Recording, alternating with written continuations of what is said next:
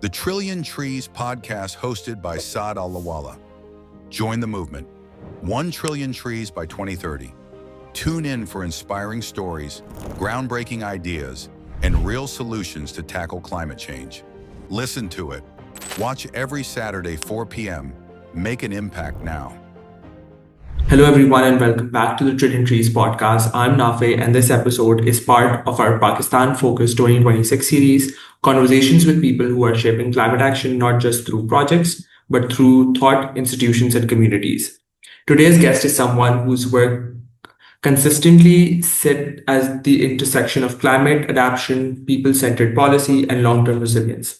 I'm joined by Muhammad Hassan Dajana, a climate adaptation professional, Fulbright Scholar, contributor to Dawn and the World Economic Forum, and someone deeply involved in youth leadership, education, and systems level climate thinking. Hassan Bhai, thank you for taking the time for coming and really glad to have you here. Thanks so much for having me. Okay, so I want to start from the beginning, before any type of climate became any headline. So you started out, I want to learn more about you. How did you start? आप कहाँ से आते? Where do you come from? Where were you born? अपनी journey के बारे में थोड़ा सा tell me more about that. Thanks so much, Nafe. My name is Muhammad Hassan Dajana. I was born and raised in Tarbela, Khyber Pakhtunkhwa, on which the largest earthen-filled dam is from. I grew up along the banks of the river Indus. River Indus feeds more than 100 million people, and when climate change impacts, it's gonna directly impact our food security and whatnot. So that's where I grew up, and I went to Cadet College in Tarbela, and for my undergrad, I went to UT Texla. Once in 2018, I got a chance to go to the US through the Global Youth Pakistan program, and when I came back, I saw where the world was in terms of climate action and where Pakistan was.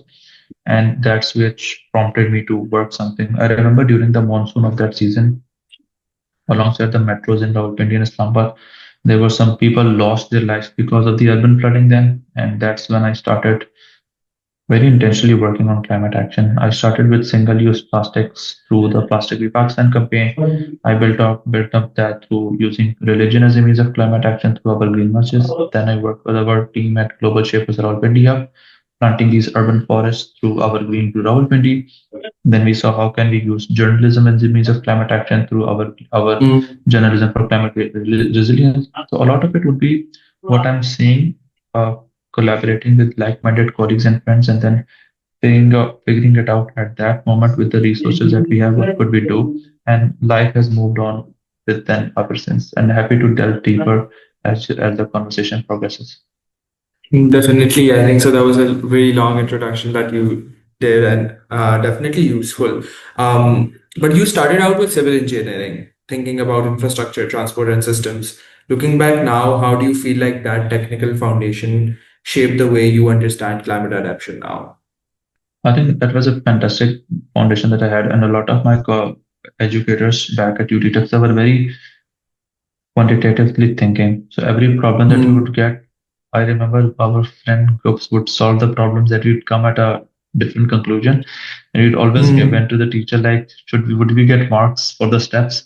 And like, yes, it's not the outcome that I'm looking for, it's the process. So that thinking of not solely relying on the outcome, but very rigorously looking at the process, and that has really helped me in my work regarding climate action, mitigation, adaptation, policy, writing, research.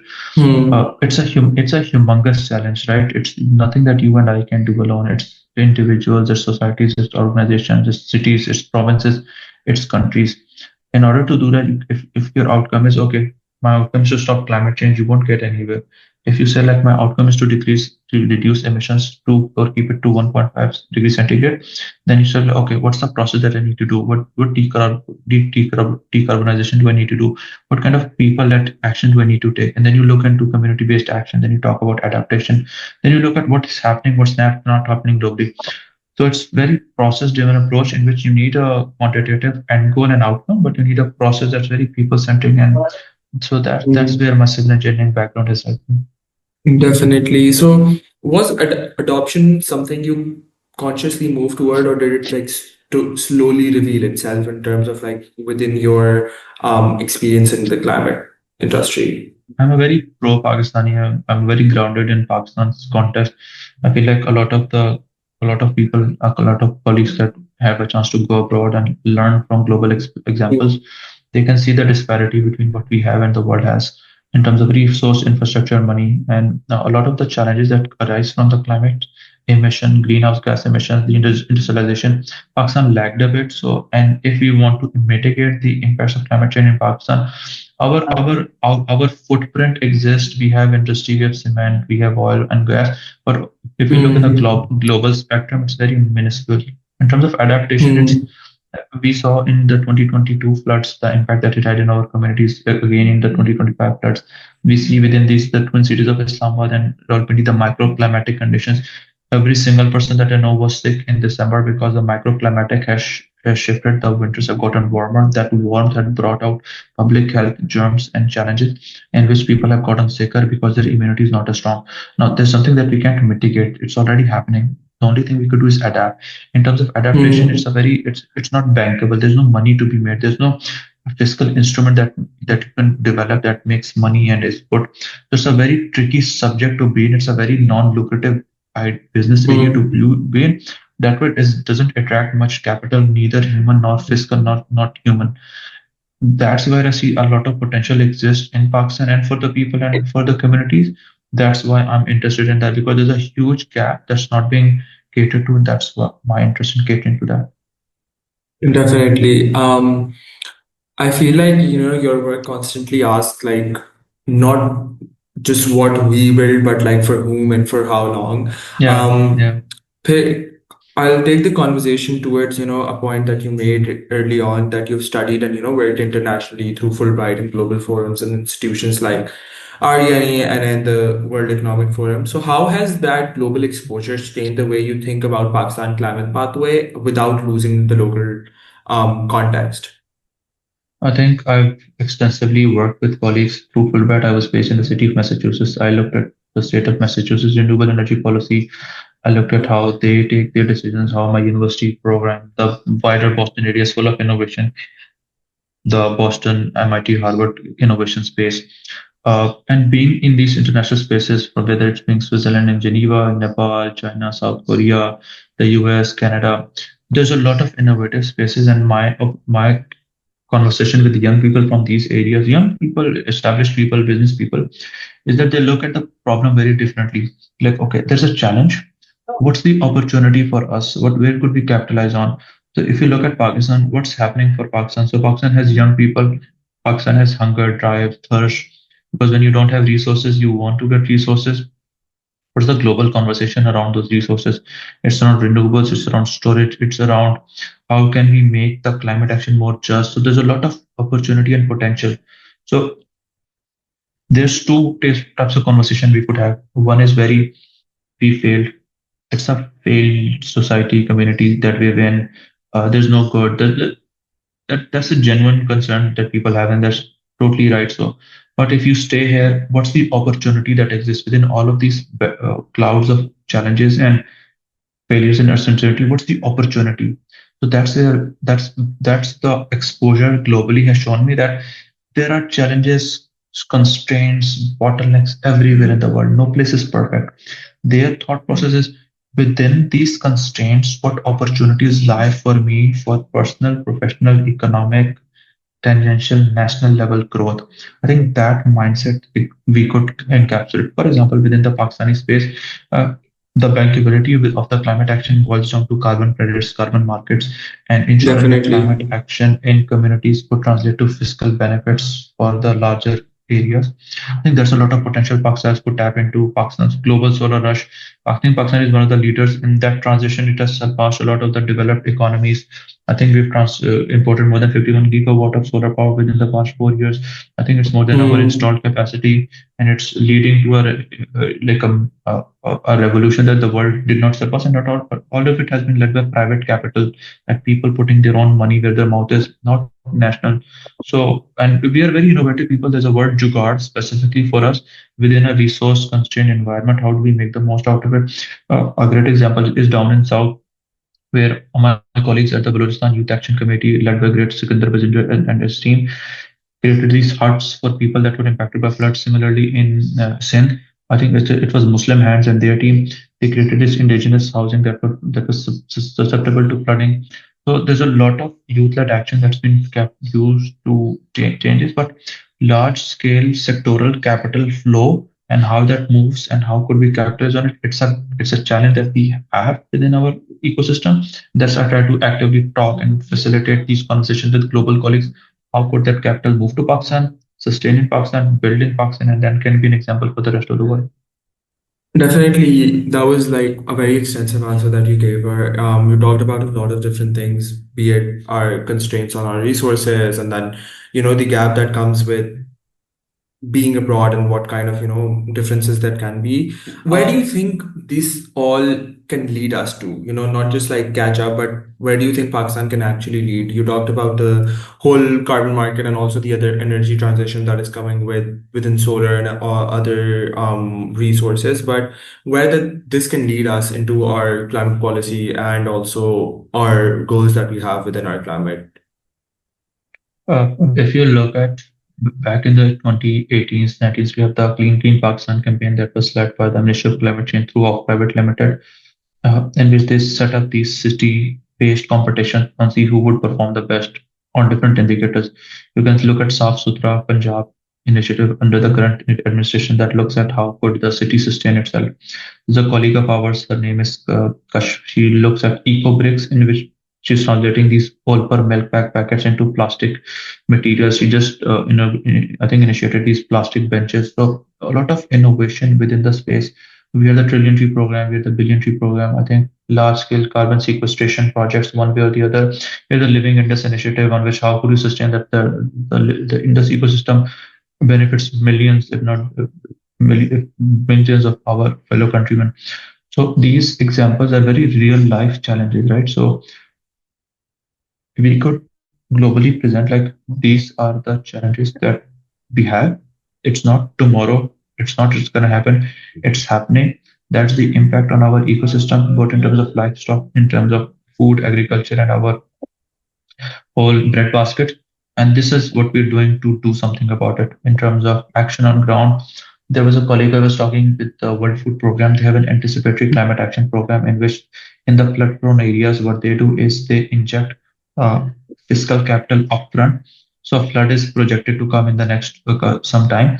So instead of reactive management, they proactively give this cash disbursement to these at vulnerable communities who would then can either move, migrate, and save their livestock. So what that has led to is people securing their most valuable resource apart from alongside their livestock, so that they can build it better when they return post flood. So I think a lot of these innovative mechanisms, the world will come. The challenge of climate, the rising sea levels, the impact on the coastline, the extensive erratic weather patterns, the floods, the heat waves, the droughts, all of this is going to come globally. So if we do it well, if our models, our examples showcase protection of life and livelihoods, then that examples then could be exported internationally, that we faced this, we encountered this, we overcame this, and this is how we did.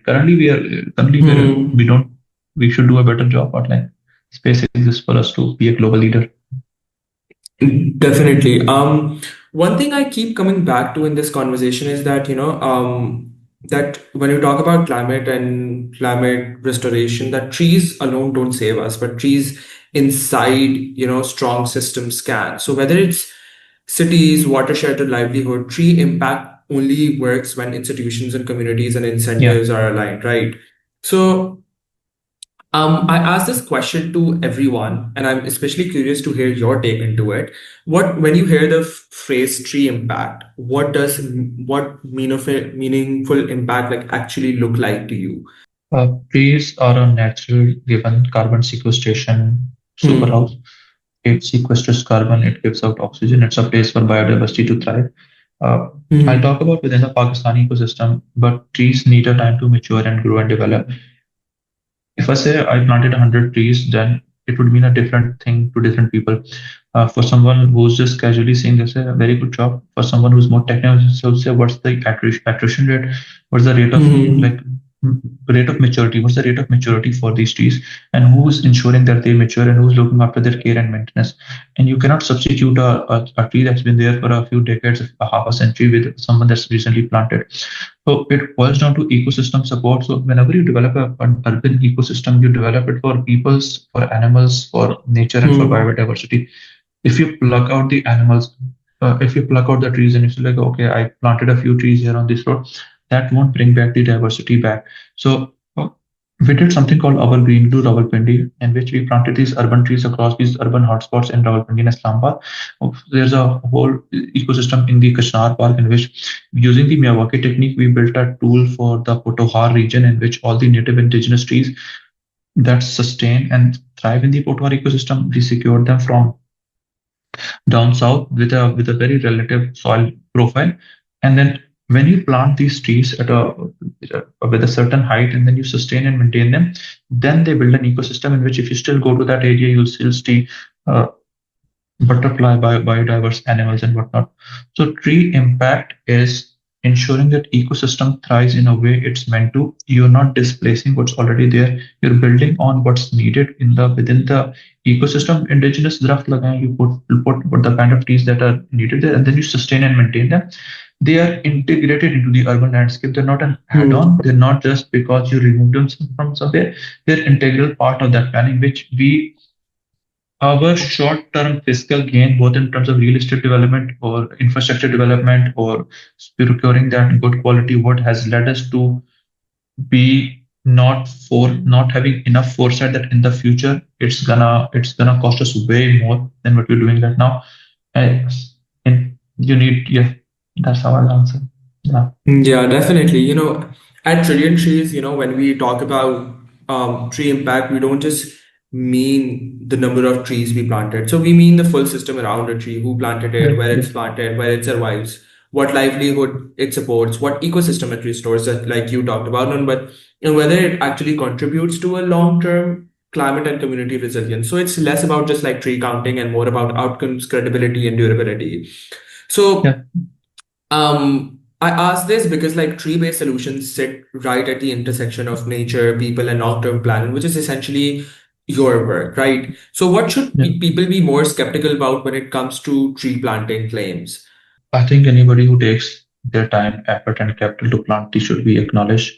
I think if it's there's a term called greenwashing. I do good stuff to showcase that I'm doing good stuff in the climate space. If they're just planting palm trees because they look well for from a real estate perspective, I think that should be looked down upon. Uh, Whenever you plant trees, ensure that it's in a space that can sustain them. There is adequate maintenance. It's the type of tree. Does it match the soil profile? It's up to a certain height. Is like right. It's not like a tiny pot that you're planting. It's like a somewhat mature. The kind of nursery that you're procuring it from and the cost of it. I think Pakistanis are very good people at heart.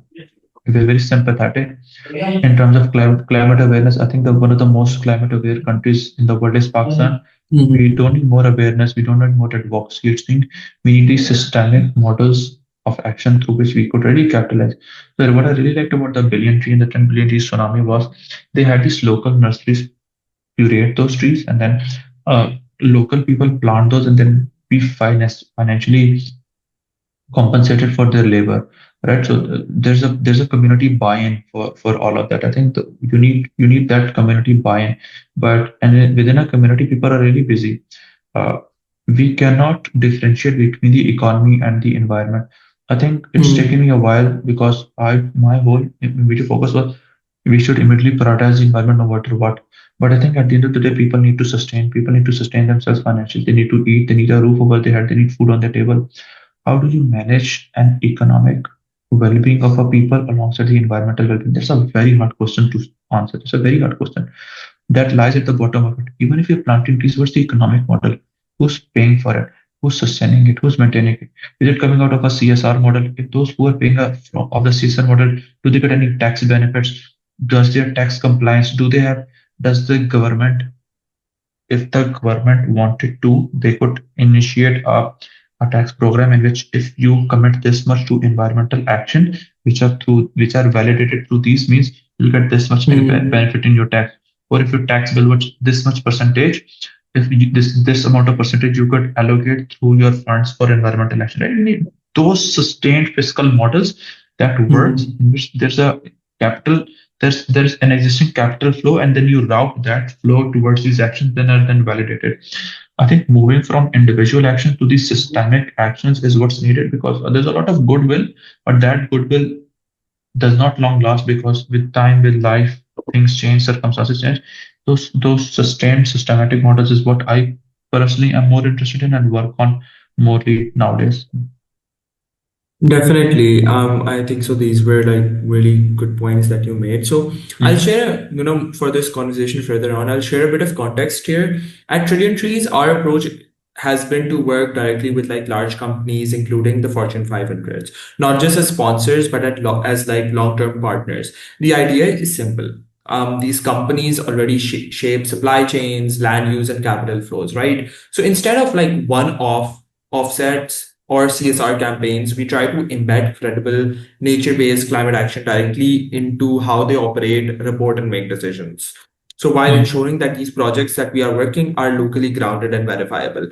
So from your perspective, especially as someone who thinks deeply about systems and adaptation, what's your view on this approach? If do you think if working with large corporates is the necessary for scale, risky, or maybe risky, or somewhere in between? Where do you feel like this approach would be?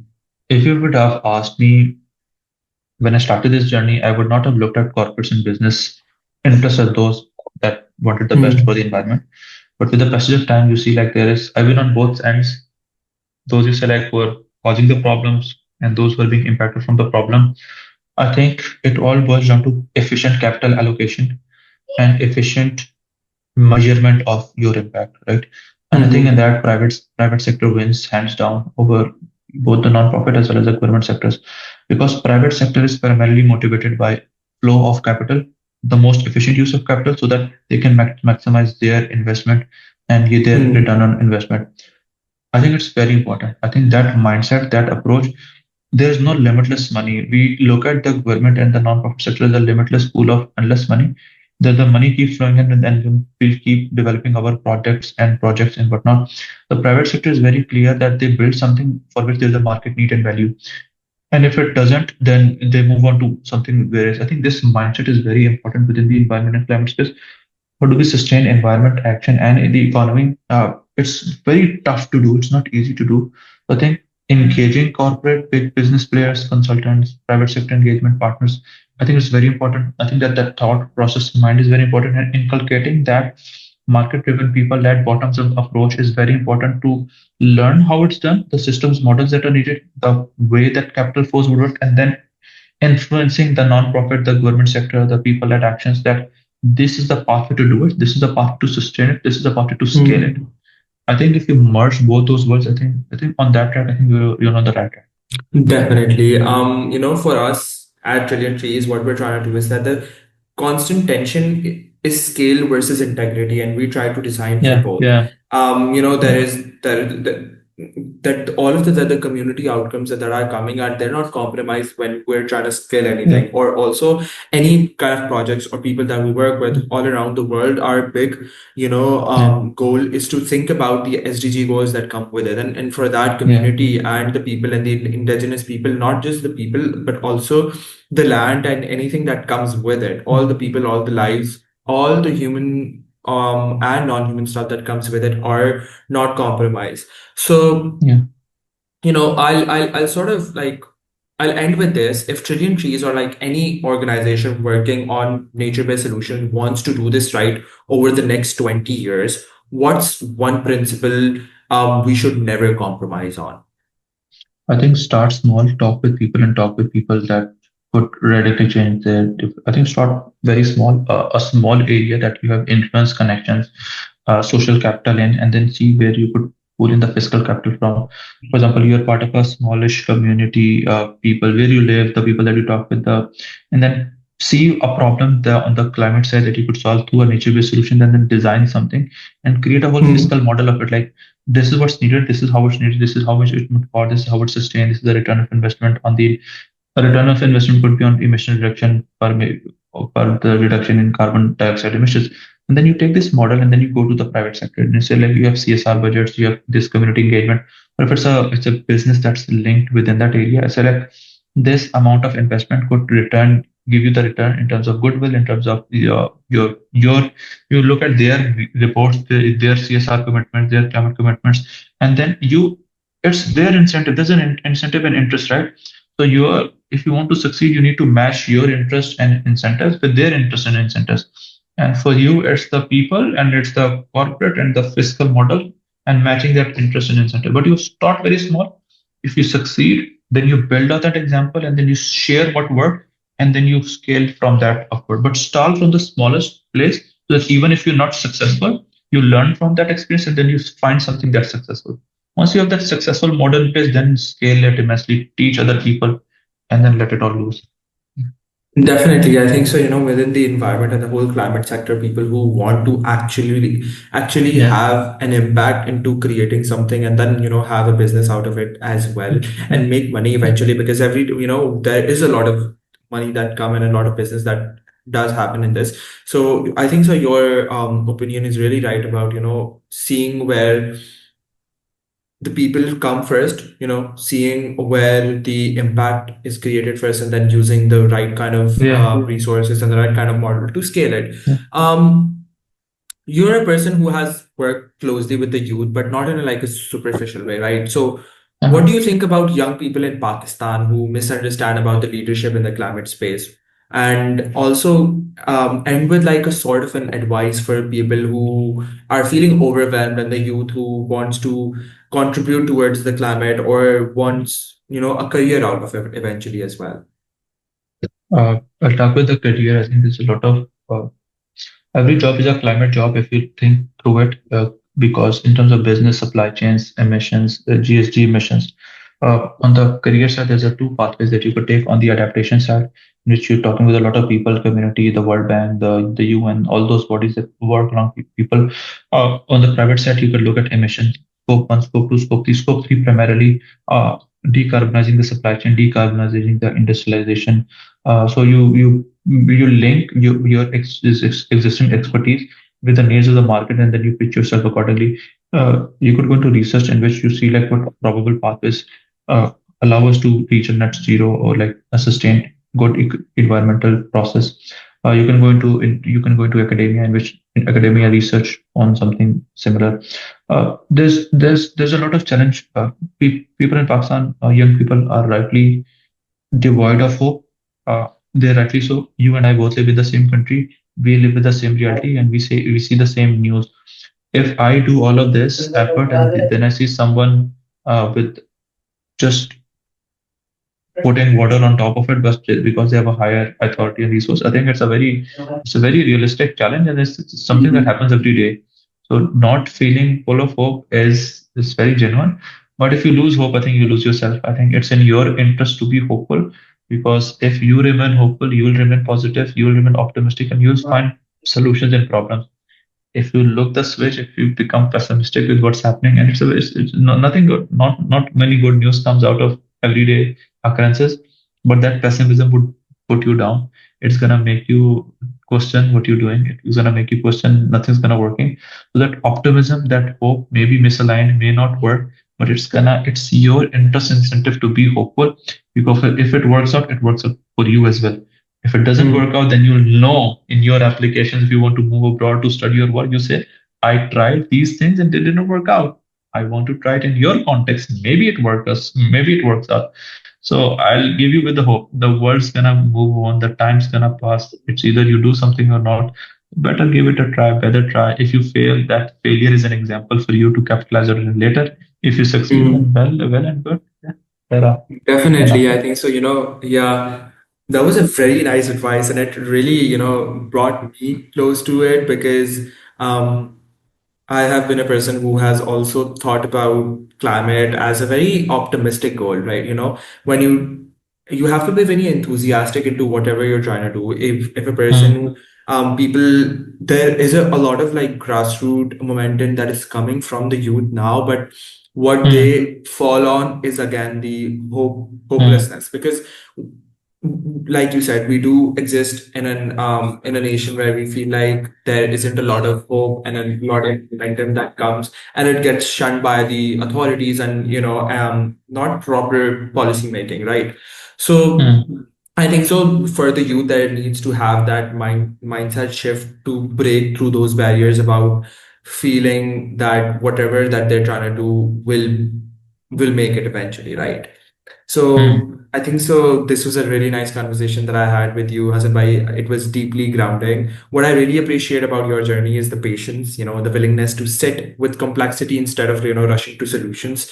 So for everyone who's listening to this, we'll link Hassan's writing and work below. If you care about climate adaptation, institutions, and people-centered solution, this is someone you should really, really follow. And thank you so much again for joining us, giving us this time, and thank you again for listening to whoever is listening to this. Okay, Thank you bye so much, bye. Nafis. Take care. Allah Hafiz. Allah Hafiz.